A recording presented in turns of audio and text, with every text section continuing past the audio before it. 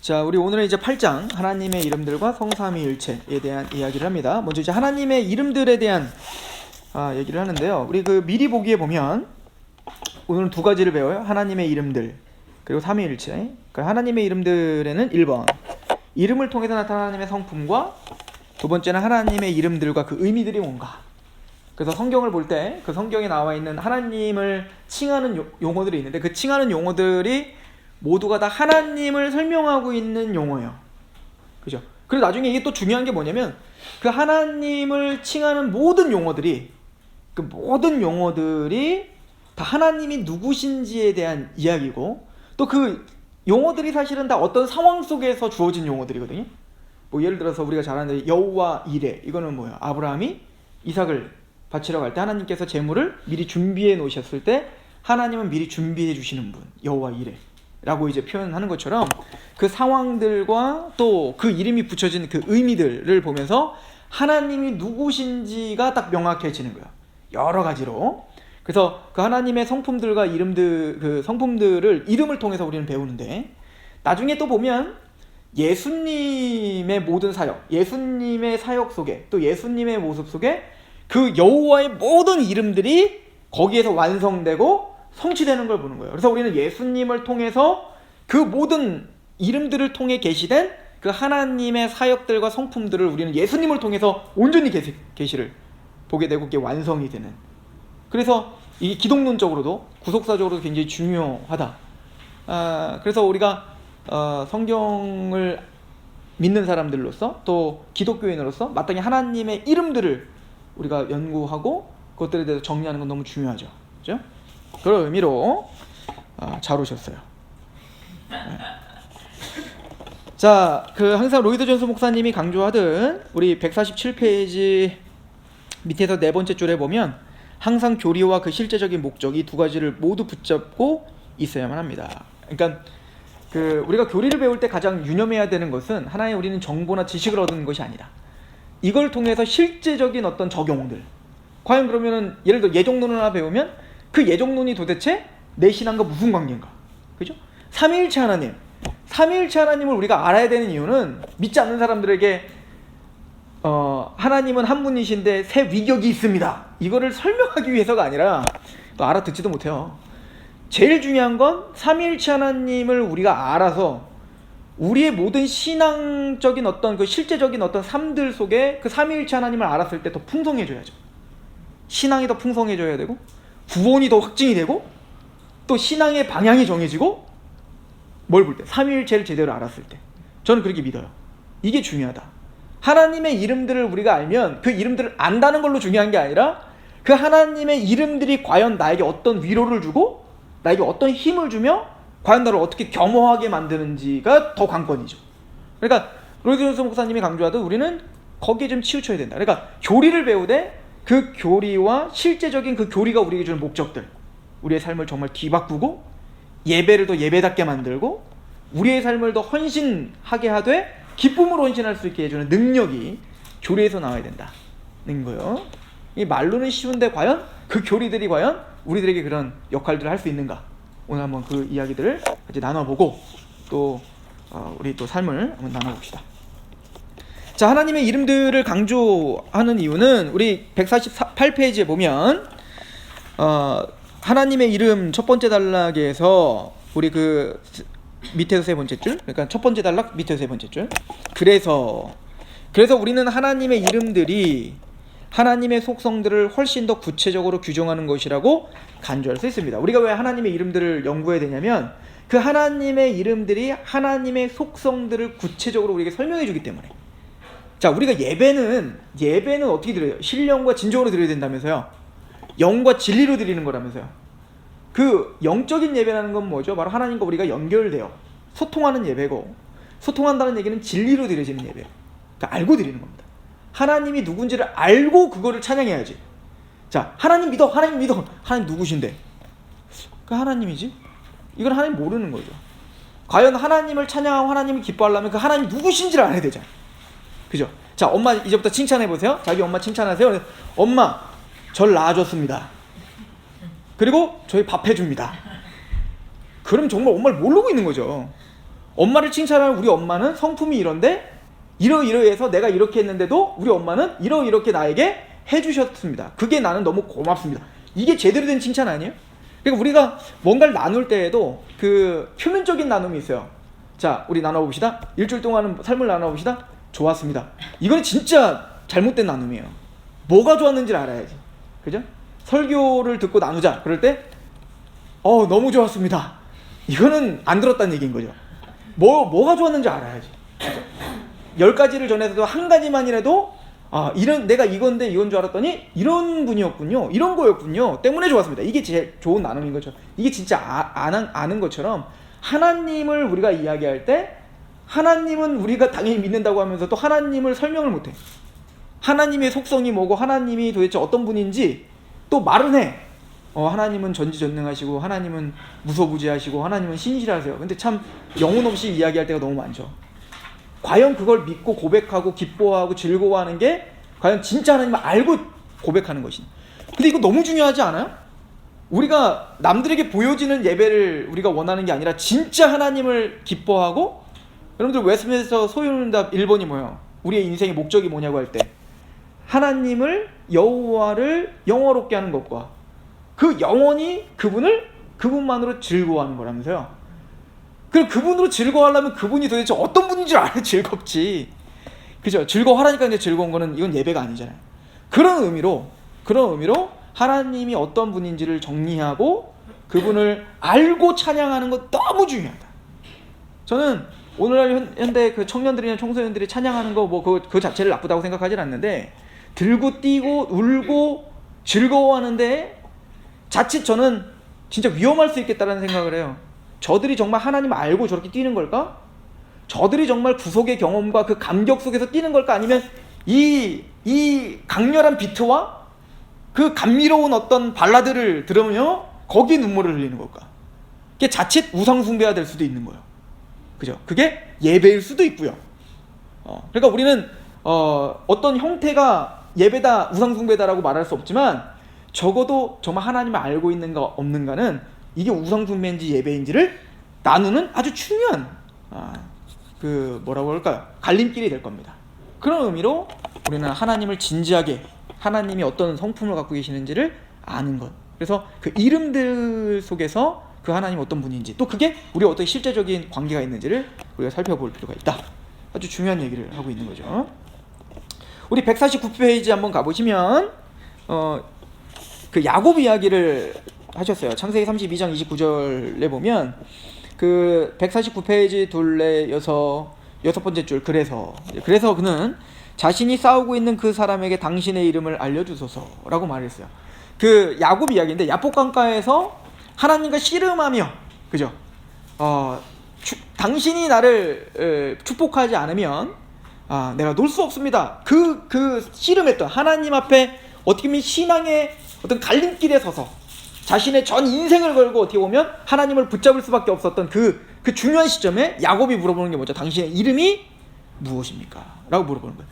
우리도 그런 갈급함이 있어야 된다는 거죠. 우리도 신앙생활을 하되 도대체 당신이 누구십니까? 하나님 도대체 누구십니까? 당신이 어떠한 분이시기에 나를 구원해 주신 겁니까? 이 질문은 너무 중요하다. 여러분들 창세기를 누가 썼죠? 모세가 썼어요. 모세가 언제 썼냐고요? 출애굽을 한 이후에 썼다고요. 창세기를. 자, 그러면 창세기는 누구에게 썼죠? 물론 우리지만 1차적인 건 누구예요? 출애굽을 경험한 이스라엘에게 썼다고요. 광야에서. 왜 썼을까요? 이스라엘 백성들은 그냥 귀로는 몇 가지 들었어요. 아브라함의 하나님, 이삭의 하나님, 야곱의 하나님이 있었대. 그분을 그렇게 인도했었대. 부전전성으로 들었겠죠. 그런데 그 하나님이 400년 후에 정말로 자기들에게 나타난 거예요. 경험을 한 거죠. 그리고는 그 하나님이 홍해를 가르는 어마어마한 구원의 역사로 감격 속에서 하나님을 찬양했다고요. 그래서 홍해 갈라지고 거기 건넌 다음에 모세와 미리암이 막 찬양을 하잖아요. 소고치고 막 놀라워한다. 근데 그때 모세는 광야에서 뭘 써야 됐어요? 창세기를 썼다고. 왜일까요? 하나님이 누구실까? 궁금하지 않겠어요? 나를 구원하신 그 하나님 도대체 누구시지? 누구시기에 내가 뭔가 한 것 없는데 저 강한 파라오를 물에 잠재우고 우리를 이 기적 속에서 구원시킨 그 하나님 도대체 누구십니까? 야곱이 꼭 당신의 이름이 누굽니까? 무엇입니까? 라고 물어보는 그 갈급함이 있는 것처럼 이스라엘에게 그런 궁금증이 생기지 않았겠냐고요. 아니, 이스라엘까지 가지 않아도 모세에게는 그런 궁금증이 있지 않겠어요? 하나님도 이제 누구시기에 떨기나무에서 나를 부르셨고 당신 누구시기에 정말 그 약속한 대로 정말 이스라엘을 건져주시는 겁니다. 당신은 누구시기에 아브라함과 이삭과 야곱에게 430년 전에 한 약속을 잊지 않고 이렇게 성취하시는 겁니까? 태초에 하나님이 천지를 창조하시니라. 나는 창조주다. 그때 의미가 있는 거 아니겠어요? 창세기가? 그죠? 이게 신앙인 거예요. 신앙은 이 물음 가운데 시작되는 겁니다. 하나님은 누구십니까? 예수님으로 구원받았어요. 자기 아들을 죽였대요. 거기에 눈물을 흘리다가도 우리는 한번 생각해 봐야 되는 거예요. 하나님 누구시기에 예수님을 죽였지? 하나님 누구시기에 나를 위해서 하나밖에 없는 독생하신 예수를 죽였다는 거지? 도대체 하나님 누구십니까? 이게 당연한 질문 아닐까요? 교회를 다니는 모든 성도들이 마땅히 구원을 경험했다면 그 질문으로 돌아가야 되지 않을까요? 어린아이부터 장년에 이르기까지. 하나님 우리에게 기도할 테니까 복 주세요로 가면 안 되고, 그거는 한참 2차적인 문제고, 먼저는 이게 제대로 된 질문 아닐까요? 갈급하고 우선순위 되는 질문? 하나님 누구십니까? 그런데 우리는 왜 여호와 이름에 이렇게 생소하죠? 왜 삼위일체를 믿는다고 하지만 그 삼위일체를 이렇게 생소하게 생각하고 있죠? 우리는 그 질문들을 안 하는 거예요. 뭔가 우리가 가르침이 잘못된 거 아닐까? 우리의 신앙의 우선순위가 뭔가 뒤바뀐 건 아닐까요?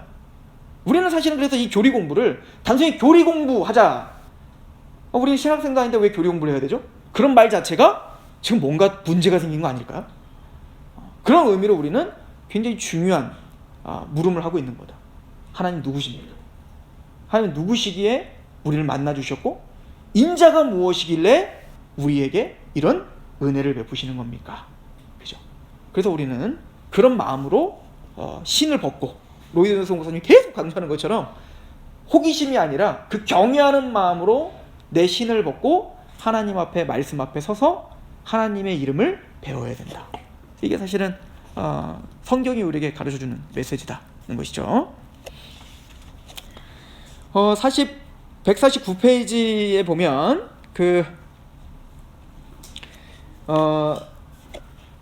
우리 마지막 단락에 보면 이제 거기서부터 이제 하나님의 이름들이 나와요. 처음에는 엘이라고 하는 이름, 그리고 엘로힘, 엘롬, 이게 다 엘이라고 하는 게 사실 하나님이라는 뜻이에요. 그러니까 이게 엘이라고 하는 단어가 아까 우리 김성환 집사님이 저한테 물어본 것처럼 왜 이제 하나님을 우리는 하나님이라고 부르고 저건 엘이라고.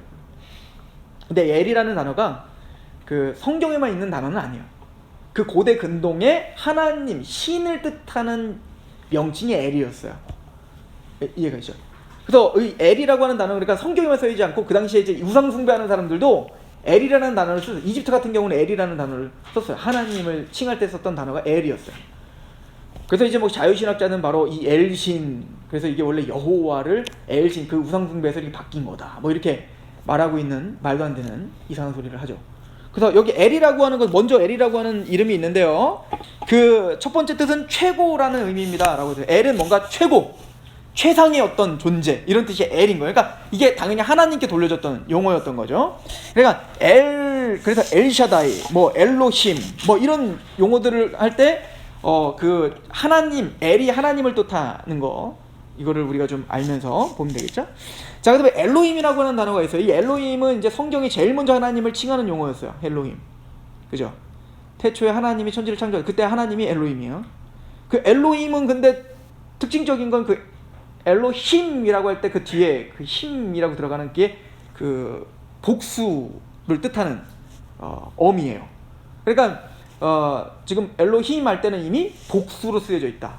그러면은 하나님이 왜 복수로 썼을까? 이따가 이제 삼위일체에 대한 이야기도 하겠지만, 하나님은 삼위일체이기 때문에 복수로 썼다 라고 우리 신학적인 관점에서 그렇게 볼 수가 있겠죠. 우리 그렇게 우리는 볼 수 있지만, 더 중요한 것은 단수인데 복수로 쓸 때가 있어요. 어떤 사람들에게 단수를 복수로 쓰냐면 위대하고 영광스럽고 뭔가 무게감이 있는 사람을 쓸 땐 단수인데 복수로 써요. 이걸 우린 장엄복수라고 말해요. 장엄복수. 그러니까 예를 들어서 황제를 표현할 때 황제는 한 명이잖아요.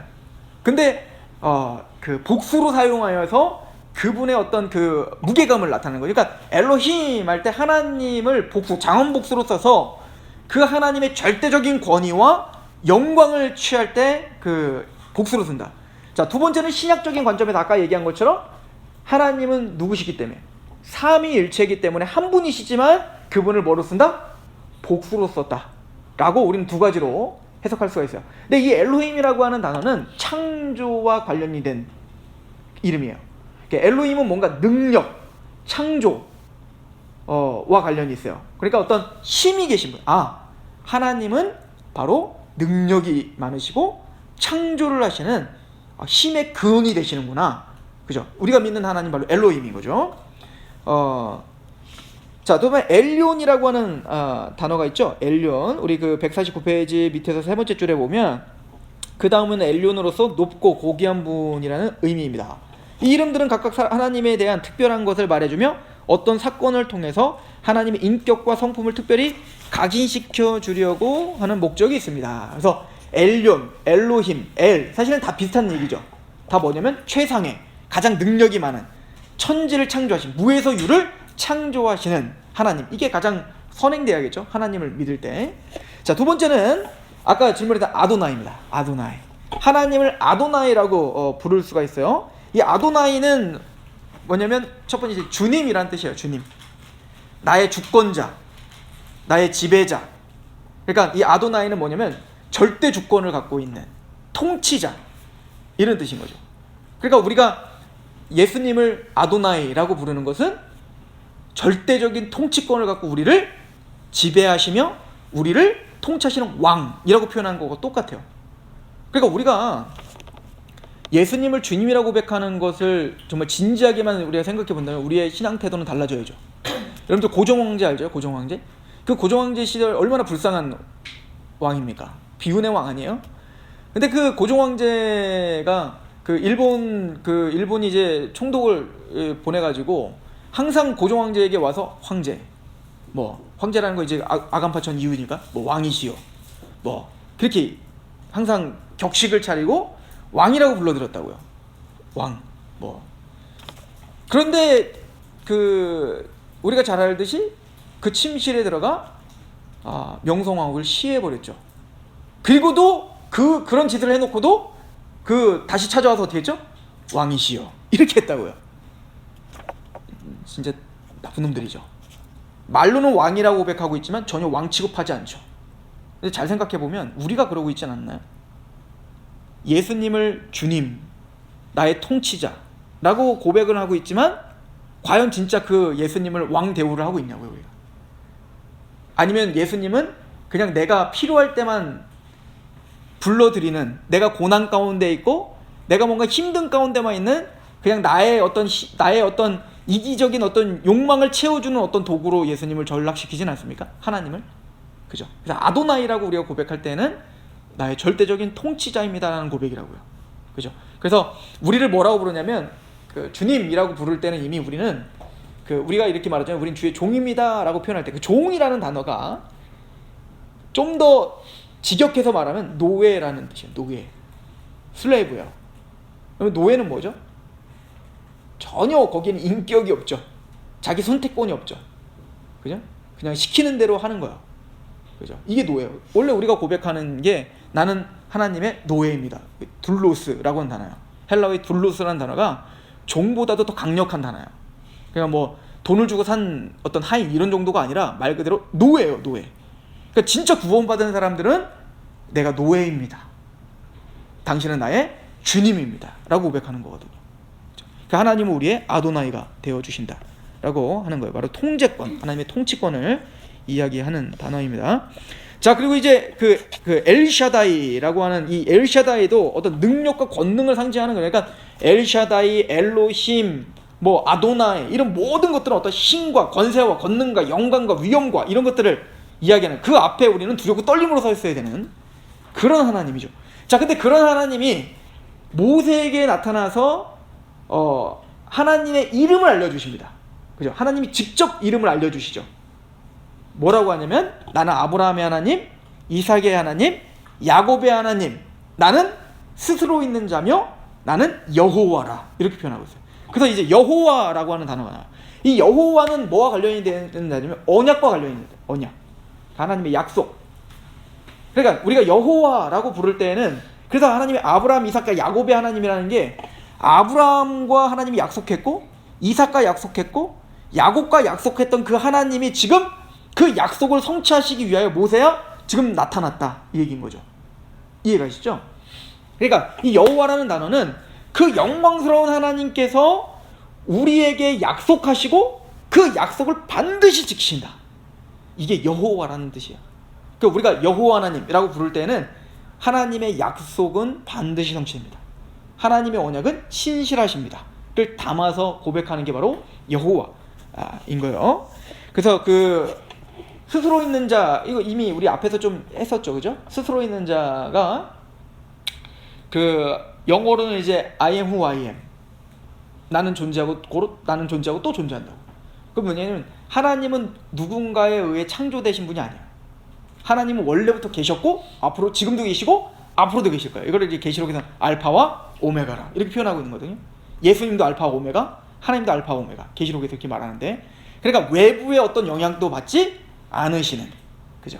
스스로 있는 자인데 그분이 누구라는 거예요? 여호와라는 거죠. 그분이 우리에게 언약하셨다, 이게 굉장히 중요하다라고 하는 거예요. 그래서 이제 여호와와 연관된 그 이름들이 있어요. 그 이름이라고 하기보다는 여호와가 누구신지를 우리에게 설명해주는 어떤 호칭들이 있어요, 그죠? 그것들을 우리 하나하나 좀 보면 151페이지에 보면 바로 만군의 여호와라 이렇게 표현되어 있죠. 그 밑에서 두 번째 달랑 둘넷 여섯 일곱 번째 줄, 예를 들어 찾았죠? 여호와 사바오트, 이건 만군의 여호와라고 하는 생각인데요. 자, 이 만군의 여호와라는 게 뭐냐면, 만군, 이게 뭐냐면 군사 용어잖아요. 그러니까 천군 천사의 지배자 이런 뜻이잖아요. 그러니까 이 여호와는 이렇게 생각해야 돼요. 만군의 여호와니까 하나님은 자신의 언약을 지키기 위해 모든 역량과 모든 군사적, 그러니까 어떤 힘, 모든 권력을 다해 하나님의 언약을 지킬 수 있는 분이에요.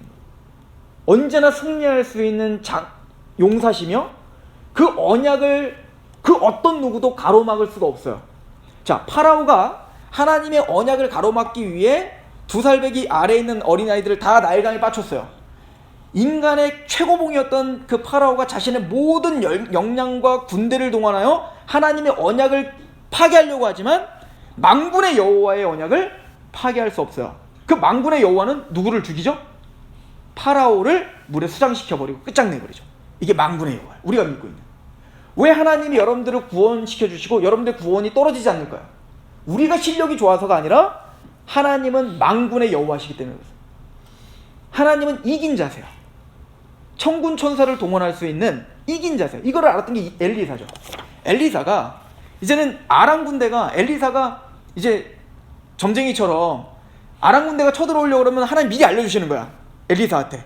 그래서 이스라엘이 작전을 짜갖고 막 승리하고. 그러니까 아니 아람 군대가 아무리 봐도 그 예루살렘을 점령 못할 게 없거든요. 근데 봤더니 계속 패배하는 게 어때? 엘리사야. 엘리사가 계속 예언을 해가지고 지금 패배하니까 화가 나갖고 그 어마어마한 군대를 동원해서 그 엘리사 한 명 잡으려고 지금 그 성을 다 에워싼 거예요. 누구 죽이려고? 엘리사 한 명 죽이려고. 완전히 그냥 아작을 내려고 한 거죠. 근데 그때 엘리사와 청년 한 명이 있었죠. 근데 그 청년이 너무 겁나는 거야, 아람 군대가 딱 둘러싸니까. 그러니까 그 청년이, 선생님 너무 겁납니다. 그때 엘리사가 어떻게 하죠?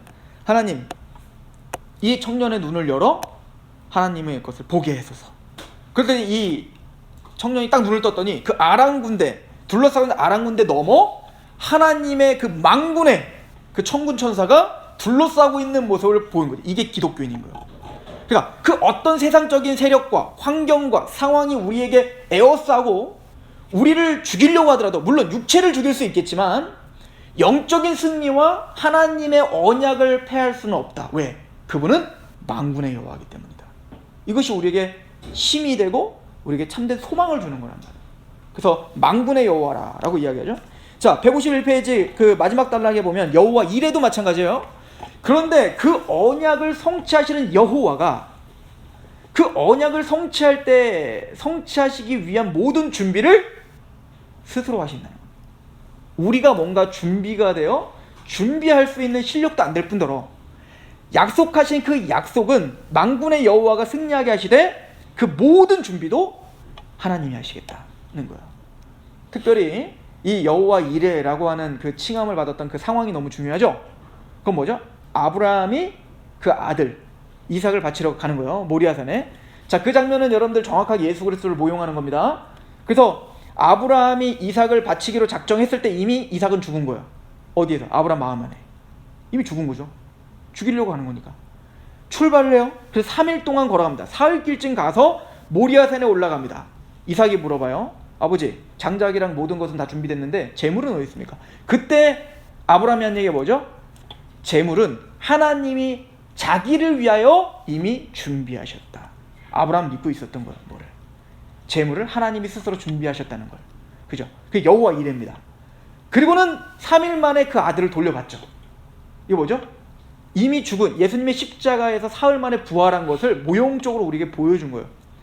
그건 뭐죠? 그걸 통해서 아브라함은 깨달아야 돼요. 하나님의 언약의 성취, 그 씨앗, 그 씨로 말미암아 창세기 3장 15절에 그 씨로 말미암아 뱀의 머리가 밟힐 건데, 만군의 여호와이기 때문에 그 사단의 권세를 부셔버릴 건데, 그 부실 수 있는 유일한 메시아가 올 거예요. 구원의 그리스도가 올 거라요. 근데 그분은 뭐죠? 아브라함이 자기 아들을 죽이기까지 하는 그런 경험을 통해서 하나님의 마음을 조금이나마 이해할 수 있게 되는 거예요. 그리고는 그 모리아산에 뭐가 세워지냐면 예루살렘 성전이 세워지는 겁니다. 예루살렘 성전은 바로 그 모리아산에 세워지는 겁니다. 그죠? 즉 그 예루살렘 성전은 누구를 상징하고? 예수 그리스도를 상징하는 것이 되는 거예요. 그 여호와 이레라는 것은 하나님의 언약을 하나님 스스로가 준비하여 성취하세요. 그 준비된 제물은 누구시죠? 예수 그리스도. 하나밖에 없는 자기 아들이신 예수 그리스도를 통해서 하나님의 언약을 성취한다는 중요한 우리에게 모형을 제공해 주죠. 자기 아들을 주기까지 하셨는데 우리에게 더 안 주실 게 뭡니까? 여호와 이레. 주님께서는 다 준비해 놓으시고 우리의 모든 삶을 주관하시며 우리의 구원을 완성하실 수 있습니다. 자, 우리 152페이지에 가면 여호와 니시예요. 그죠? 여호와 니시라는 단어가 나오죠. 자, 여호와 니시라고 하는 것은 바로 깃발이라는 뜻이에요. 자, 그 전에 여호와 라파가 있죠. 그 치료하는 하나님이라는 뜻이에요. 여기 여호와 로페라고 썼네요. 우리 성경에는 이제 라파라고 써 있죠. 여호와 라파. 즉 하나님은 우리의 죄와 우리의 연약함을 고치셔서 하나님의 언약을 성취하게 하시는 분이에요. 우리의 연약함 중에서. 그죠? 그래서 우리의 연약함일지라도 거기서 하나님은 우리를 치료하시며 우리를 고치셔서 마침내 뭐요? 하나님의 자녀로 완성시키고야만은 그 여호와 하나님을 더욱더 부각시키는 단어가 될 겁니다. 여호와 니시, 여호와는 우리의 깃발이십니다. 이건 뭐죠? 우리의 목적지가 된다는 얘기인 거예요. 우리의 최종적인 목표가 되시고 우리의 소망이 되시고 우리의 모든 비전이 되어주시는 분. 이게 바로 여호와 니시. 그분은 우리의 승리, 이 승리의 깃발을 사실은 상징하는 거거든요. 그분은 우리의 승리가 되신다. 그죠? 자, 그리고 이제 우리가 잘 알고 있는 샬롬이죠. 여호와 샬롬. 이 샬롬은 뭐죠? 그래서 그 승리는 우리에게 뭘 준다는 거예요? 샬롬, 참 평강을 주는 거예요. 이게 사실은 성경 전체를 꿰뚫는 용어인데, 그 예수님 시대까지도 팍스 로마나 이런 말 들어보셨죠? 팍스 로마나. 로마가 있는 곳에 평화가. 처음 들어요? 팍스 로마, 굉장히 유명한 말이잖아요. 로마가 있는 곳에 평화. 그러니까 로마가 점령하면 전쟁이 없다. 이거야. 전쟁이 없긴 없어. 근데 이제 그 강력한 군대가 딱 통치하고 있기 때문에 그 외부의 침입이 있을 수 없다. 그러니까 그 평화가 주어지는 거예요. 그러니까 사실은 또 오랫동안 그 제국을 유지하기도 했고요. 자, 그러나 그때 말하는 평강이라는 건 뭐죠? 진짜 막 그 정말 자유하고 정말 평화로운 평강이야? 그 강력한 힘에 억눌린 조용함 아닐까요? 그죠? 그거와 반대로 하나님이 주시는 평강, 샬롬은 다른 거예요. 어떤 힘과 압제를 통한 샬롬이 아니라 예수님의 죽으심으로 사랑으로 감격시킨 평화. 그러니까 진짜 자유함과 진짜 우리에게 참된 평강이 주어질 것이다. 그래서 여호와 샬롬이란 말은 그 여호와의 언약이 우리를 참된 평강과 안식으로 데려가신다. 그 안식이라는 단어가 참 중요한데, 이 사바트라고 하는 단어가, 여러분 안식이 뭐야? 쉬는 거? 그게 안식일까요? 성경에 말하는 안식은 일곱째 날 안식하셨더라요. 그죠? 일곱째 날이 뭔데? 보시기 좋았더라. 보시기 심히 좋았더라. 그러니까 하나님의 원래 창조 질서대로 완성된 상태가 안식인 거예요. 그러니까 우리가 아무리 돈을 많이 벌어도, 우리가 아무리 높은 지위에 있어서 나는 아무 갈등이 없어. 나는 평강하지. 아무리 그런 상황일지라도 우리의 삶이 하나님의 질서와 하나님의 통치에서 벗어나면 그건 안식이 아닌 거예요. 그러나 상황과 환경이 아무리 막 뒤흔들리고 또 나를 두렵게 할지라도 그 가운데 하나님의 말씀 앞에 내가 바로 서 있다면 그게 안식이라고요. 그럴 때 우리에게 참 평강이 주어질 거예요. 이걸 우리는 뭐라고 자족이라고 해요. 자족. 부에 처하나 빈에 처하나 일체의 비결을 배웠는데 바로 자족의 능력이다.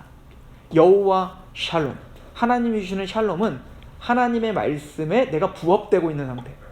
이게 참된 샬롬이에요. 지금은 그게 부합되지 않은 게 내 행복인 것 같지만, 그 부합되지 않은 것으로 인하여 나중에 우리는 영원한 고통을 당하게 될 겁니다. 그러니까 참된 평강이 아니라는 거죠. 일시적인 쾌락일 뿐인 거예요. 그죠? 그래서 여호와 샬롬이라는 말을, 또 여호와 로에라고 하는 단어는 이제 여호와는 나의 목자십니다 라고 하는 건데, 그 평강으로 하나님이 어떻게 하신다는 겁니까?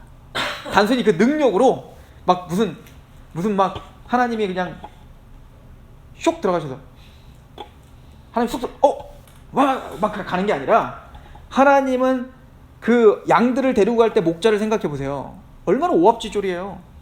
막 곁길로 가기도 하고, 막 딴 데 보면 어디 막 뒤로 서 있는 양도 있고, 얼마나 말을 안 듣겠냐고. 양들이 앞만 보고 가는 거 아니에요. 이 양들은 그래서요 멀리를 못 봐요. 앞만 보고 막 가다 보면 낭떠러지 떨어지는 거고 막 이렇게 되는 거거든요. 그러니까 이 목자는 어떻게 할까? 세세하게 그 막대기로 아니하시다. 이 말은, 이 막대기로 아니한다는 말이 시편에 있는 고백이잖아요. 아니한다는 말이 막 막대기로다가 양들을 막 쓰다듬는 거예요. 한 대 친다는 거죠. 와, 이게 뭐죠? 그 인자심이, 또 그 선한 막대기가 우리를 아니하신다는 얘기는, 우리가 곁길로 가면 때로는 징계도 하시고, 또 때로는 잘 따라오면은 물도 주면서 아이고 잘 온대 라고 칭찬도 하시며, 즉 우리를 인격 대 인격으로 한 마리 양을 인도하는 목자처럼, 하나님은 우리를 기계적으로 이끄는 게 아니라 우리를 그렇게 세심하게 한 마리 한 마리를 이끌어가는 것처럼 우리를 각자를 그렇게 하나님은 데리고 가시는 어떤 목자의 모습을, 그러니까 그 언약을 성취하시기 위해서 하나님은 우리의 목자가 되어주시는 거예요. 그죠? 그러니까 우리를 때로는 징계도 하시고 칭찬도 하시고 때로는 윽박도 지르시고 때로는 노래도 부르시며 그렇게 우리를 데려가시는 그런 우리의 목자가 되신다. 이게 바로 여호와 로에. 이런 것을 통해서 우리는 뭐죠? 하나님이 어떤 분이신지를 배우는 거죠. 그죠? 자, 더 나가서 봅시다. 자, 여호와 삼마라고 하는 게 있어요. 우리 152페이지 마지막에 보면 여호와 삼마, 이거는 뭐죠? 거기에 계시다.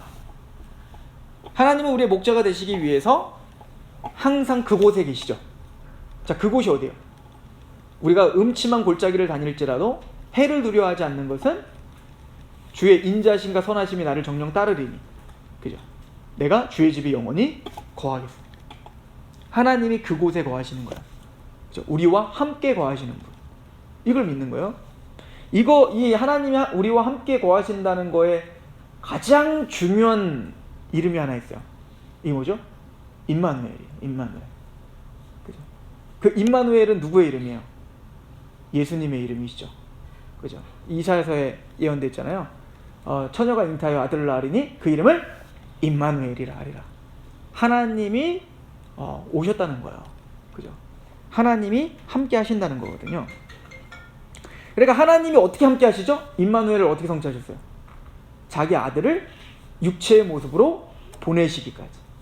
임마누엘 하시죠. 우리와 함께 거하시고 우리와 함께 계세요. 그래서 우리 그 153페이지 지금까지 그냥 쭉 나열한 그 내용들을 다 생각하면서 153페이지 첫 번째 줄 한번 보세요. 우리 복되신 주님이 세상 중에서 내게 주신 사람들에게 내가 아버지의 이름을 나타내었나이다. 그 세상 중에서 내게 주신 사람들에게 내가 아버지의 이름을 나타내었나이다. 요한복음 17장 6절 예수님이 직접 하시는 얘기예요. 예수님 뭐라고 하셨어요? 세상 중에 내게 주신 사람들에게, 이거 세상 사람들 알지 못하는 거예요. 근데 예수님을 믿고 예수님에게 택함받아 구원받은 사람들에게는 내가 아버지의 이름을 나타냈습니다. 그러니까 예수님을 통해서 뭐예요? 지금까지 읊었던 망군의 여호와, 엘샤다이, 엘로힘, 임마누엘, 그죠? 라파, 이 모든 것들을 성취하신 분이 누구라는 거예요? 이 모든 이름들을 우리에게 나타내신 분이 누구라는 거예요? 예수 그리스도다. 왜요? 예수님을 통해서 재창조가 일어났죠. 그죠? 엘로힘. 그 재창조하시는 능력이 우리를 흑암의 권세에서 건져주셨다고요. 그 능력이. 우리를 끊임없이 사탄은 우리를 끄집어내고 우리를 놔주지 않으려고 했어요. 근데 만군의 여호와의 이름이 예수 그리스도의 십자가로 우리의 생각을 뚫고 들어오셔서 우리를 구원시켜 주셨대요. 그죠? 우리의 생각을 변화시켜 주셨죠. 이거는 만군의 여호와가 아니면 할 수가 없는 거예요. 여러분들 사단의 권세를 우리가 뚫을 수 없어요. 고린도후서 4장 4절에 이 세상 신이 믿지 아니하는 자들의 마음을 혼미하게 했어요. 그러니까 이 세상 신이 누구예요? 사탄이죠. 사탄이 우리를 가로막고 있는 것을 우리의 힘과 능력과 지혜로는 뚫을 수 있는 게 아니야. 그거는. 그죠? 그건 누가 뚫을 수 있죠? 만군의 여호와만이 그 사단의 권세를 부수고 들어와 우리를 건져주시는 거예요. 이 만군의 여호와라. 그래서 예수님 말하죠. 그 막 축사 이렇게 귀신 쫓아내시고 그러니까 그 유대인들이 와서 예수님 그래요. 이거 귀신 바알세불이 쫓아내는 거야. 이런 얘기를 한다고. 그래서 예수님 뭐라고 하냐면 성령 회방죄다 라고 하면서 예수님 뭐라고 하시냐면, 야, 내가 만약에 성령의 능력으로 귀신을 쫓아내는 거라면 이미 하나님의 나라가 임했느니라. 이게 뭐죠? 이미 지금 예수님이 초림 때 하나님의 능력의 나라가 지금 뚫고 들어오신 거예요. 이 세상에. 그래서 뭐라고 하냐면 강한 자를 결박하고야 그 세간을 늑탈하지 않겠느냐. 이게 뭐냐면 사단의 권세가 우리를 다 결박하고 있었다. 우리를 지금 다 하나님과 우리 사이를, 죄와 사단의 권세가 우리를 가로막고 있었다고요. 그런데 그 강한 자인 사탄을 부숴야, 그 사람들 그 사탄을 결박해야 우리를 건져주는 거 아니에요. 이건 만군의 여호와밖에 할 수 없다니까요. 근데 예수님의 십자가 부활이 바로 그 만군의 여호와의 회심의 한 방이었던 거죠. 그래서 뭐 어떻게 했어요? 사단의 권세를 머리를 밟으신 거예요. 그리고 우리를 건져주셨기 때문에 우리가 구원받은 거라고. 그러니까 우리가 생각할 땐 구원받은 게 그냥 이해돼서 구원받다고 생각하지만 영적 전쟁이 있었다고요. 이걸 계시록 12장에는 어떻게 묘사되고 있냐면 하늘의 미가엘과 사탄들이 용과 전쟁이 있었다라고 표현하고 있는 겁니다. 이해가 가시죠? 그러니까 우리가 예수님을 믿고 구원받은 것은 그냥 너무 쉬운 얘기 같지만 하는 천상의 그 실체를 바라보면 어마어마한 전쟁이 있었고 거기에 근데 예수님이 직접 참여하지 않아요. 미가엘과 용과의 전쟁이라고요. 왜 그러죠? 군번이 아니야. 예수님이 직접 갈 군번이 아니라고. 우리는 착각하시면 안 돼요. 예수님과 사탄이 막 1대1로 무슨 막 싸우고 있다고 생각하시면 안 돼요. 그런 군번이 아니에요. 사탄이 감히 만군의 여호와인 예수님께 어떻게 그렇게 대적하냐고. 예수님이 손가락 하나 딱까딱하면 그냥 끝나는 거지. 예수님의 십자가 부활로 이미 끝장났다고. 그 강한 자가 결박당한 거예요. 그리고 우리를 어떻게 하신 거죠? 세간을 늑탈하셔서 늑탈? 세간을 뭐지? 늑탈? 해서 우리를 어떻게 하신 거예요? 건지신 거죠. 그 안에는 이미 거기에 만군의 여호와의 이미지가 다 들어있는 거예요. 그죠? 핵심적으로 들어있죠.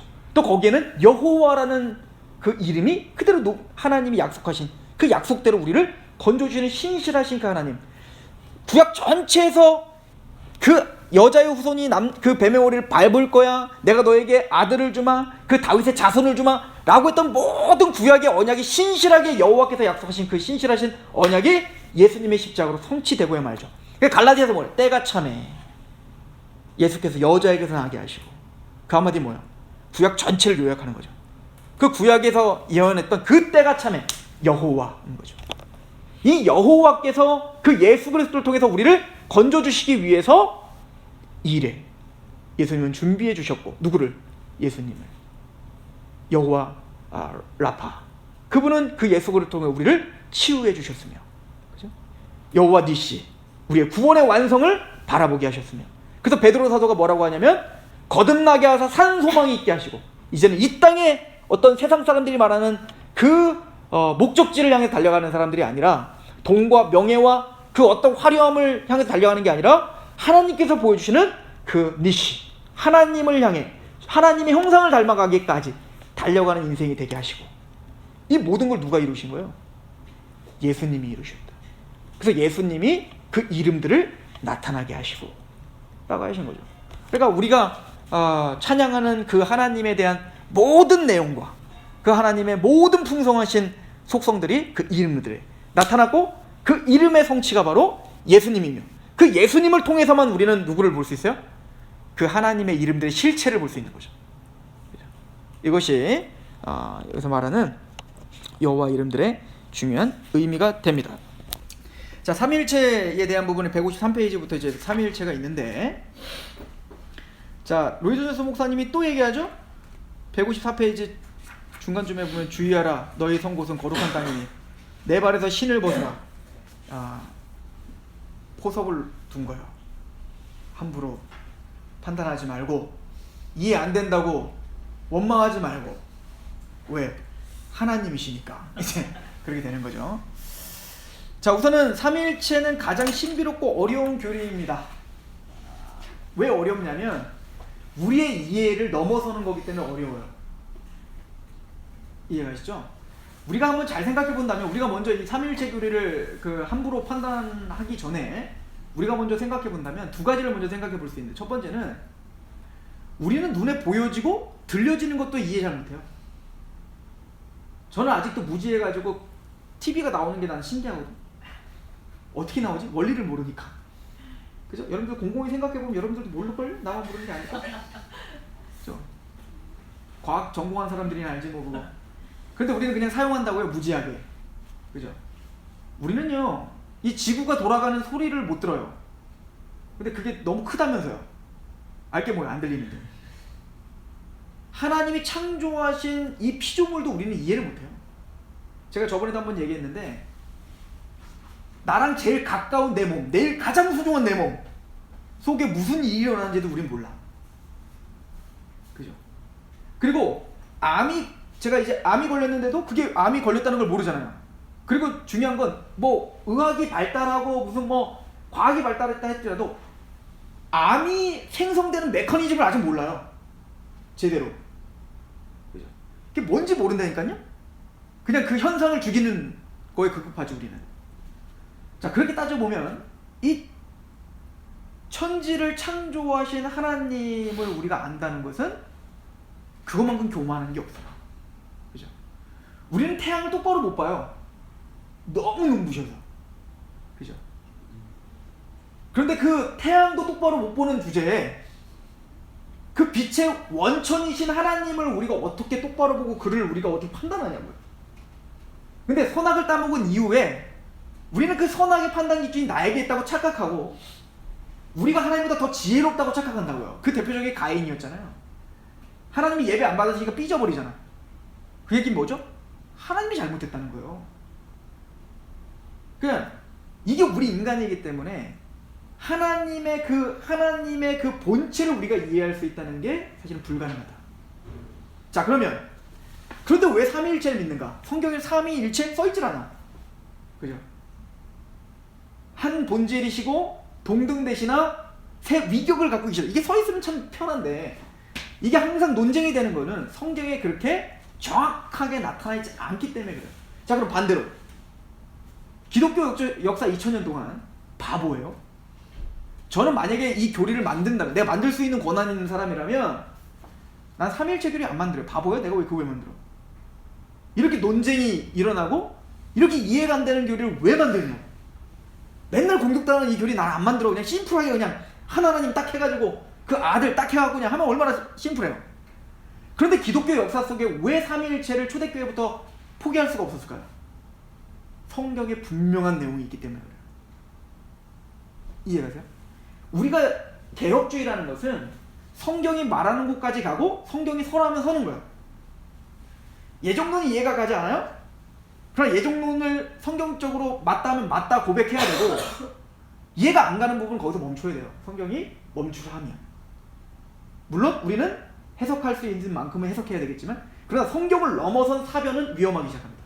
그걸 헛된 철학을 쫓는 거예요. 이 디모데 전서에서 이야기하는 것처럼 어떤 너희들이 경건에 이르는 것과 하나님을 아는 것보다도 신화와 철학의 너희들의 어떤 논쟁을 좋아하는구나. 이렇게 되면 나중에 이 신학과 신앙이 허황된 것으로 변해요. 사변적으로 변해. 이 사변적이라는 것은 그럴듯한 말은 있는데 우리와 실상과는 전혀 상관없는 이야기가 되어버려요. 그죠? 그것만큼 위험한 게 없죠. 그래서 우리는 삼위일체를 생각할 때 첫 번째는 겸허해야 된다. 하나님에 대한 이야기이기 때문에. 두 번째는 성경에 있는 내용이다. 그렇기 때문에 우리 삼위일체를 고백할 수밖에 없다. 그럼 성경이 어디 나와 있죠? 자, 이 삼위일체를 접근하기 위해선 우선 몇 가지를 좀 우리가 좀 제반을 깔아야 되는데, 첫 번째는 성부 하나님, 성자 예수님, 성령 하나님이 우선 각각의 인격이시라는 것을 우리는 인정해야 돼요. 자, 성부 하나님과 성자 예수님은 우리는 뭐 인격이라는 건 다 인정하겠죠. 근데 중요한 건 성령 하나님의 문제예요. 성령 하나님의 인격인가? 그냥 능력과 힘과 바람 아닌가? 예를 들어서 여호와 증인 같은 경우는 그렇게 믿고 있어요. 인격, 삼위일체를 우상숭배라고 얘기한다고. 여호와 증인은 예수님도 하나님이라고 믿지 않아요. 그죠? 여호와 증인은 달라. 자, 이만희도 똑같아요. 이만희도 신천지도 예수님을 하나님이라고 믿지 않아요. 그래서 이단상담 때 예수님이 하나님이라는 구절만 찾아도 막 혼란스러워요. 성령님이 인격이라는 것을 얘는 믿지 않아요. 이만희가 성령이라고 하니까.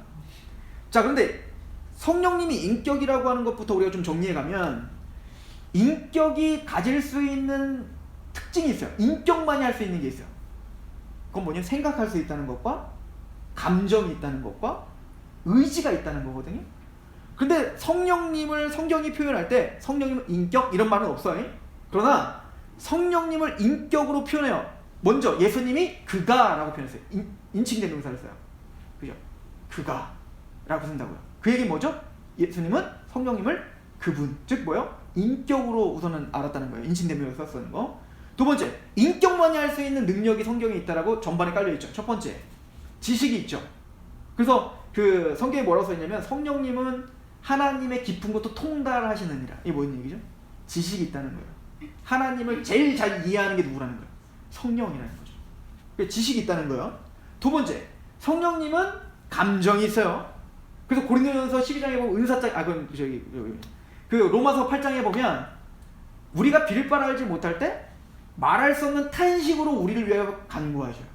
성령님은 뭐 하세요? 탄식을 하세요. 여러분들, 누굴 속이고 속이는 건 누구에게 할 수 있는? 인격에게 하는 건, 예를 들어 기계를 내가 속였어. 이건 말도 안 되는 얘기죠. 기계가 어떻게 속기를. 그냥 혼자 그냥 착각한 거지. 근데 그 아나니아와 삽비라가 땅 판 거 다 준다고 했다가 반은 숨겨버리고 반만 줬잖아요. 그때 베드로가 뭐라고 하죠? 네가 성령을 속였다, 이렇게 표현하죠. 그러니까 성령님은 속임을 당할 수도 있고, 물론 속임을 당하시는 건 아니에요. 하나님이시기 때문에. 그러나 그는 뭐 하고 있는 거예요? 성령을 지금 속이는 작업을 했다는 거예요. 그게 뭐죠? 인격적인 대우를 했다는 거죠. 또한 성령님은 인격만이 갖고 있는 의지가 있죠. 자, 예를 들어 고린도전서 12장에 은사장이 있어요. 은사장이 있는데 그 고린도전서 12장에 보니까 성령이 은사를 자기 뜻대로 나눠주신다. 성령님은, 우리가 은사 받는 것은 방언 주세요! 그럼 막 주기 싫은데 줄게, 이런 거 없어요. 은사는 하나님이 하나님의 주권 가운데 주는 거예요. 이해가 있죠? 하나님의 주권 속에서, 특히 성령님의 주권 속에서 은사를 나눠주세요. 그러니까 성령님 뭐도 있으죠? 의지도 있죠. 우린 그런 것들을, 성경의 전반적인 내용들을 가지고 성령님이 인격이라는 걸 인정할 수밖에 없는 거예요. 그래서 초대교회 때부터 성령님은 인격이십니다 라고 고백한다고요. 자, 이제 그러면 성부 하나님은 하나님이신 거 뭐 당연히 아니까, 예수님과 성령님이 어떻게 하나님이신 거를 우리가 봅시다. 자, 우선은 예수님은 쉬워요. 예수님은 아예 성경에 하나님이라고 아예 딱 나와. 예를 들어 요한복음 1장 1절, 태초에 말씀이 계셨는데, 로고스, 예수님 말하죠. 말씀이 계셨는데 하나님과 함께 계셨으니 그 말씀이 곧 하나님이시네. 이거 다 여호와 증인과 싸울 때 이런 구절 다 찾아주는 거예요. 그리고 그 요한복음 1장 2절 3절 쭉 보면 그분을 통해서 만물이 창조됐다. 뭐 하셨대요? 창조주라고 표현하고 있어요. 그죠? 또한 그 빌립이 예수님 못 믿잖아요. 도마가 예수님 못 믿잖아요. 그랬더니 이거 만져보면 믿겠습니다. 만져봐. 그때 예수님 딱 나타나자마자 만져보지도 못하고 바로 고백하죠. 당신은 크신 하나님이십니다. 뭐라고 표현하고 있어요? 하나님도 그냥 하나님이 아니에요. 크신 하나님 이렇게 표현한다고. 그래서 아예 대놓고 또 사도 바울이 로마서 하나님을 찬양할 때 하나님이라고 찬양해요. 그러니까 대놓고 예수님을 하나님이라고 부르세요. 또한 예수님은 인자라고 표현했고요. 아도나이, 즉 퀴리오스라고 하는 그 단어 자체가 다 뭐냐면 예수님을 하나님이고 여호와다라고 칭하는 거라고 아까 얘기했죠. 자, 그런 것처럼 또 성령님은 그런 게 있을까요? 있죠. 아나니아와 삽비라가 속였을 때 너희가 성령을 속였다라고 할 때 그거에 덧붙여서 베드로가 하는 얘기가 있어요. 너희가 하나님을 속였다 이렇게 표현해요. 그러니까 성령님을 뭐라고 표현하고 있죠? 하나님이라고 표현한다고요. 이해가시죠? 또한 하나님, 성부와 성자와 성령 하나님이 하나님이라고 하는 것은 하나님밖에 할 수 없는 것이 있어요. 피조물이 절대 할 수 없어. 두 가지예요. 뭘 할 수 없을까요? 피조물이 절대 따라할 수 없는 거. 이건 분명히 창조주만 할 수 있는 게 말 그대로 뭐예요? 창조와 구원입니다. 창조와 구원은 절대 피조물이 할 수 있는 게 아니에요. 근데 창조 기사를 보면 창세기 1장에 보면 천지를 창조할 때 하나님 말씀으로 창조하십니다. 그죠? 그리고 성령님은 수면을 운행하십니다. 같이 창조에 지금 동참하고 있는 거예요. 그리고 성자 예수를 빛으로 오십니다. 그죠? 그래서 그 빛이 바로 요한복음의 그 빛이다 이렇게 표현을 하고 계시잖아요. 그래서 성자와 성령 하나님이 창조주라는 것을 우리에게 이야기하고 있죠. 두 번째, 하나님만 반드시 할 수 있는 게 뭐냐면 피조물이 감히 따라할 수 있는 게 뭐죠? 구원자. 구원은 피조물이 할 수 있는 게 아니에요. 근데 그 구원을 성부, 성자, 성령 하나님이 같이 하죠. 그래서 구원을 재창조라고 불러요. 그래서 그 창조 이야기를 에베소서 1장에 쭉 기록하죠. 성부 하나님은 어떻게 하죠? 우리를 예정하시고 우리 구원을 계획하시죠. 그리고 성자 예수님은 직접 그 계획과 그 구원의 목적을 성취하시기 위해 이 땅에 육체를 입고 오셔서 십자가의 죽으심으로 그 구원을 완성하시죠. 그리고 에베소서 1장 13절에 성령님은 그 구원을 우리에게 적용하시죠. 인쳐주시죠. 이걸 로이드 존슨 목사님이 잘 설명했는데 우리 개혁주의에서 그걸 뭐냐면 경륜적 삼위일체 이렇게 표현하죠. 그러니까 그 구원을 삼위일체이시기 때문에 가능합니다. 삼위일체 하나님께서 그 모든 구원에 같이 동참하시고 동역하시는 창조주다. 그래서 우리는 성자와 성령 하나님이 하나님이시며 인격이라고 인정할 수밖에 없습니다. 이해가 되시죠? 그분들은 하나님입니다. 자, 여기까지 우리가 설명이 되면 좋아. 성부, 성자, 성령 하나님이 계시다고 인격이고 그분들이 하나님이야. 그래서 삼신론이 되는 거야. 그죠? 근데 우리는 또 어떻게 해요? 근데 이 세 분이 계신데 복잡해요. 이게 본질과 어떤 본성에는 동등하다. 그죠? 동등되고 예수님도 그러잖아요. 예수님이 하나님과 동등됨을 취할 것을 여기지 않고 이미 그분은 원래 하나님의 본체라는 말 자체가 본질이라는 뜻인 거예요. 하나님의 본질을 갖고 계셨고 하나님과 동등하셨어요. 근데 잠시 육체를 입고 오셨을 때 그걸 잠시 비워놓고 오셨다는 거죠. 이해가시죠? 자, 그런 것처럼 예수님도 하나님이시고 성령님도 하나님이세요. 그래서 우리는 삼신론을 믿냐? 그건 아니에요. 성경에는 그런데 한 분 하나님이래요. 구약성경에 뭐래? 특별히 이제 신명기 6장에 보면 쉐마 법전이 있어요. 이스라엘아 들으라 라고 하면서 뭐라고 하냐면 오직 여호와는 유일한 하나님이시니 오직 여호와는 유일한 한 하나님이시니 이렇게 표현하죠. 그러니까 성경은 한 하나님이 계시다고 말해요. 삼신론이 아니에요. 그래서 삼위일체를 설명하려고 유비를 사용해요. 그러니까 비유들을 사용한다고요. 하여튼 삼위일체를 잘 설명하려고 하여튼 비유들을 갖다가 설명하면 이단돼. 다 이단됩니다. 자, 예를 들어서 제가 예전에 그 아동부 설교, 그러니까 막 전도사를 막 시작했을 때 24살 때 전도사를 시작했는데 그때 우리 아동부 수련회를 하면서 제가 그 썼던 삼위일체를 설명한 게 있어요. 김성환 집사님이 교회에서는 집사님이지만 집에 가면은 아빠고 회사에 가면 과장님이십니까? 네, 과장님이시라는 거죠. 한 분이신데 지금 뭔가 뭐요? 양태가 다르죠. 그래서 이걸 뭐라고 하냐? 양태론. 이단입니다. 이렇게 설명하면 이단이에요. 또 이렇게도 설명하죠. 태양이 있다면 태양은 하나님인데 태양의 빛이 바로 예수님이시고 그리고 그 빛의 따뜻함은 바로 성령님입니다. 은혜가 돼요. 그러나 양태론입니다. 이단이에요. 이렇게 설명하면 안 돼요. 그래서 이거를 이단들이 다 채용하죠. 신천지가 어떻게 설명하냐면 구약의 여호와, 그 여호와가 있는데 그 여호와의 영이 신약의 예수에게 와서 그 예수님에게 왔고 그 예수의 영이 다시 이만희에게 왔다는 거예요. 그러니까 한 분 하나님인데 영이 그냥 왔다 갔다 한 거야. 그냥 예수에게도 왔다가 이만희에게 왔다가. 이건 우리가 믿는 삼위일체가 아니야. 자, 예수님이 세례받는 장면을 보세요. 예수님은 예수님이야. 근데 거기에 하나님은, 성부 하나님은 예수님이 아니야. 분명히 하늘에서 말씀하고 계세요. 이는 내 사랑하는 아들. 그러니까 달라. 아예 분리돼 있어. 맞죠? 성령님은 비둘기처럼 지금 내려오시잖아. 그러니까 성부와 성자와 성령은 분명히 뭔가 각각의 인격을 갖고 계세요. 다르신 분이에요. 그렇다고 하나님은 세 분이 아니야. 하나야. 자, 만약에 여기로만 딱 끝나. 그럼 삼신론이 돼요. 그럼 이단이에요. 이해가죠? 그래서 삼위일체를 말 안 하려고 했잖아요. 이단 될까봐. 자, 그러면 우리가 그러면 이걸 어떻게 이해할 수 있을까? 어떻게 이해할 수 있을까? 우선은 성자 예수님은 육체를 입고 계시지만 지금도 육체를 입고 하늘에 계세요. 성부와 성령님은 영이십니다. 그래서 가능합니다. 같이 연합되어 있는 것이. 이해가 안 돼도 괜찮아요. 이해시키려고 한 거 아니야? 자, 근데 더 중요한 게 있어요. 이 삼위일체 하나님을 우리에게 설명해주는 가장 좋은 건 바로 부부입니다. 그래서 하나님이 아담을 창조하시고 독초하는 것이 보기 좋지 않아서 여자를 창조하시죠. 그죠?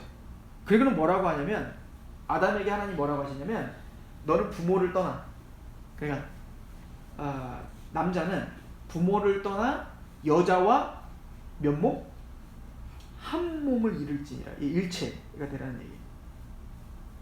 그럼 저랑 우리 아내가 붙어 다녀요 지금? 이렇게 막 붙어서 막 결혼하자마자 딱 붙어. 우와! 왜 일체죠? 일체라는 건 사랑으로 하나 됐다는 거거든요. 사랑으로 하나 됐다는 것은 생각하는 게 하나고 비전이 하나고 목적이 하나고 이게 온전한 하나예요. 이게 진짜 사랑이라고. 정말 사랑이라는 건 뭐냐면 내가 싫은 것도 이 사람과 똑같아지는 거예요. 근데 왜 부부싸움이 일어나죠? 왜 우리는 그런 완전한 부부를 보지 못하죠? 죄인이기 때문에. 죄인이기 때문에 우리는 온전한 사랑을 본 적이 없어. 아쉽지만 나는 그럼 온전한 사랑을 했는데요. 내가 누군가를 사랑했는데 정말 나는 모든 걸 다해서 줄 것처럼. 그것도 다 내가 좋으니까 그 사람이 좋은 거 아니에요? 그러니까 태도와 동기부터 온전하게 순수하게 완전하게 다 내어주면서 사랑하는 것을 우리는 본 적이 없어요. 단 뭘로만 보죠? 예수님이 우리를 위해서 십자가에 죽은 것밖에 우리는 볼 수가 없어. 그래서 삼위일체가 이해가 안 되는 거예요. 온전히 하나고 온전히 생각이 하나고 온전히 마음이 하나고 이런 걸 우리는 경험해 본 적이 없거든. 제일 사랑하는 부부도 그런 걸 못 하거든요. 갈등하고 싸우거든요. 근데 원래는 타락하기 전에는 진짜 하나였다니까요. 아담과 하와가. 근데 죄가 딱 들어오면서부터 망가지기 시작하면서 어떻게 되죠? 제일 먼저 했던 게 뭐야? 하와를 핑계 대죠. 하나님 주신 얘 때문에 내가 따먹었다는 거 아니에요? 갈등이 생기기 시작한 거예요. 사랑이 뭔가 왜곡되기 시작합니다. 자, 삼위일체라는 것은 우리는 한 몸인데 거기에 머리가 3개 달린 짐승을 생각하면 안 돼요. 하나님 말하는 삼위일체란 성부와 성자와 성령 하나님은 각각의 인격을 갖고 계시지만 그분들은 사랑으로 하나요. 그 사랑이 얼마나 완전하면 하나야. 이해 못하죠? 당연하지. 우리는 그 사랑이 뭔지 모르니까. 이거를 이해 못하면 하나님과 우리의 연합도 이해가 안 돼요. 예수님이 아주 어려운 얘기예요, 우리에게. 내가 저 안에, 저가 내 안에. 구원을 뭐라고 표현하냐면 그리스도 안에 있다라고 표현해요. 구원받은 사람은. 근데 또 뭐라고 하냐면 구원받은 그 속에 내가 있다. 너희 안에 그리스도가 있는지 너희가 스스로 시험해보라. 두 가지를 같이 말한다고. 예수님이 내 안에 있어야 되고 우리는 예수님 안에 있어야 된다고요. 이거 어떻게 설명할 거냐? 이성적으로 설명될 수 있는 게 아니에요. 근데 우리는 그걸 그냥 믿어요. 그리고 그걸 우리가 온전한 연합이라고 해요. 신비적 연합이라고 합니다. 나와 예수님은 분명히 인격이 다르고 예수님은 하늘에 계시다니까요. 지금 승천에서 하늘에 계시잖아요. 육체가 우리와 같이 있지 않잖아요. 근데 예수님은 뭐라고 하죠? 내가 너희와 항상 함께 하겠대. 세상 끝날까지. 어떻게 그럴 수 있냐고. 하늘에 계시는데 우리가 같이 여기 계셔야지. 아니라니까. 그건 하나님이시라니까요. 그러니까 우리는 삼위일체를 이해 못한다고 얘기하는 거는 우리의 구원도 이해 못한다는 거와 똑같은 거예요. 구원이란 진짜 예수님이 내 안에 계시다고 믿는 거고, 또한 내가 예수님 안에 있다는 걸 믿는 거라고요. 연합을 믿는 거예요. 하물며 성부와 성자 성령 하나님이 그렇게 내가 저 안에, 내가 그 안에, 그 안에, 내가 저 안에. 뭔 말이야? 그걸 못 하신다고요? 이해가 안 되죠. 이성으로 설명이 안 되는 거지 우리는 납득하고 믿을 수 있습니다. 왜죠? 그분들은 하나님이십니다. 그리고 온전한 연합을 하고 있고 온전한 사랑 가운데 하나이기 때문입니다. 여러분, 이걸 믿는 게 우리 신앙의 잣대와 방향을 결정합니다. 함부로 음성 들으려고 하지 않죠. 왜일까요? 칼빈이 기독교 강의에 아주 중요한 얘기를 하는데, 성령님은 하나님의 성령, 우리에게 주신 말씀의 지배를 당하신다. 이렇게 표현했어요. 이거 이제 성령 운동하는 사람 들으면은 와, 신성모독이다. 아니 어떻게 성령 하나님이 어떻게 이 쓰여져 있는 말씀의 지배를 당해? 여기 어디 갇혀 있냐 이거야. 그래서 우리 보고 뭐라고 하냐면 성경 우상주의자들 이렇게 표현해. 그래서 우리 개혁주의를 뭐라고 부르냐면 저 사람들이 우리를 성경을 우상화했대. 삼위일체를 모르는 거예요. 성령과 성부와 성자는 하나십니다. 같이 한 얘기밖에 할 수 없습니다. 목적이 하나고 마음이 하나고 뜻이 하나입니다. 성령 하나님이 성경에 다른 이야기를 하실 수 없습니다. 그건 성령님의 능력이 부족해서가 아니라 삼위일체이기 때문에 그렇습니다. 하나님은 성령의 감동하심에 의해서 우리에게 성경을 써주셨어요. 그래서 성령님은 이 성경을 조명을 주셔서 성경을 통해서 우리의 신앙을 점검하고 성경을 통해서 우리에게 말씀하십니다. 그래서 성경을 뭐라 하면 성령의 검이 있는데 그 성령의 검은 살아있는 하나님의 말씀이다 라고 표현하는 거예요. 성령님은 말씀을 통해서 우리에게 말씀하시지 말씀을 떠나서 말씀하시지 않습니다. 우리가 삼위일체 하나님을 믿는다면 이건 당연히 인정돼야 됩니다.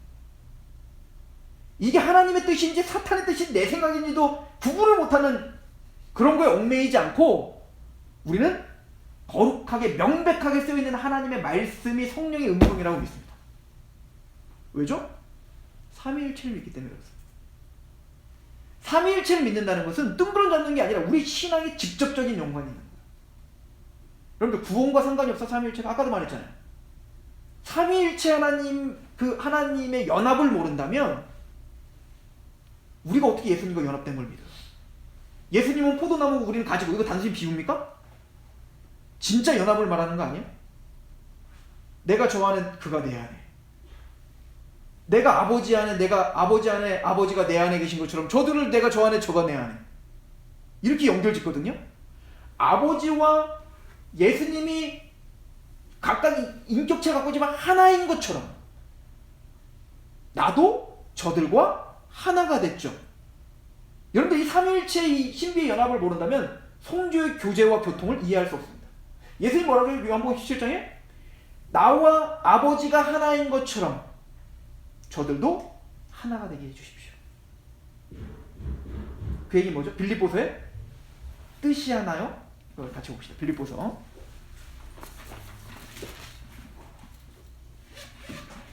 1장 가보세요. 1장. 빌립보서 1장. 그래서 우리 성도의 연합과 하나됨을 이렇게 표현하죠.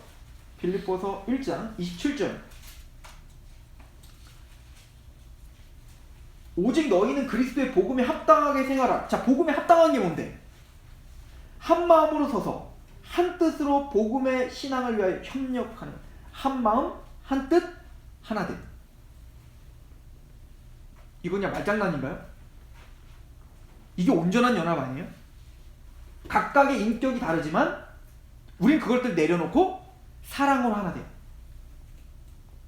내 가치관이 다르고 환경이 다르고 나이가 다르고 직업이 다르고 성향이 달라요. 그러나 한 하나님으로 말미암아, 한 성령으로 말미암아, 한 주님으로 말미암아 우리는 한 뜻을 갖고 있고 한 마음을 품고 협력합니다. 이게 신기한 연합이죠. 여러분들, 예수님이 교회를 뭐라고 하죠? 지체라고. 지체. 이거 그냥 비유예요? 진짜 지체잖아요. 한 몸이 됐다는 거예요. 한 몸이. 여러분들과 제가 한 몸이라는 거예요. 하나님 보시기에는 우리를 한 공동체 하나로 본다는 거예요. 하나. 왜 이런 비유들을 자꾸 할까요? 삼위일체 하나님 때문에 그렇습니다. 우리는 이것을 이성적으로 이해할 수는 없지만 뭘 말하는지는 압니다. 그렇죠? 삼위일체 하나님은 우리가 이해할 수는 없어요. 그러나 우리가 그 하나님의 그 삼위일체라는 그 신비한 연합과 사랑으로 하나됨이 무엇인지를 우리는 알을 때 예수님과 우리와의 연합과 예수님의 생각이 내 생각이 되고 예수님의 마음이 내 마음이 되고 예수님의 뜻이 내 마음이 되는 거예요. 그걸 우리는 뭐라고 해요? 그리스도의 형상으로 자라가라. 우린 그걸 위해서 성장하고 있는 거예요. 점점 더 예수님과 더 연합되어 내가 예수님이 되게. 그래서 우리를 뭐라고? 그리스도인이라고 그런다고요. 우리가 그리스도인이에요. 예수라는 뜻이잖아요. 그리스도인. 기름 부음 받은 자, 예수님처럼. 우리의 목표는 어딘데요? 하나님과 내 생각이 같아질 때까지 우리는 성장합니다. 그죠? 그래서 우리는 삼위일체를 단순히 삼위일체만 생각하지 말고 우리의 구원의 문제와 구원받은 하나님의 교회의 연합과 사실은 그 모든 이야기가 삼위일체로부터 나왔던 이야기인 거예요. 그러니까 우리와 상관없는 얘기가 아닌 거예요. 삼위일체를 이해하고 못하고를 떠나서 그 삼위일체를 믿고 그 삼위일체의 영광스러움에 압도당하는 자는 구원을 더욱더 깊이 있게 이해하게 될 겁니다. 또 교회의 하나된 지체됨, 연합됨을 더욱더 위대한 그 연합을 우리는 찬양하게 될 겁니다. 우리가 말할 수 있는 삼위일체는 여기까지.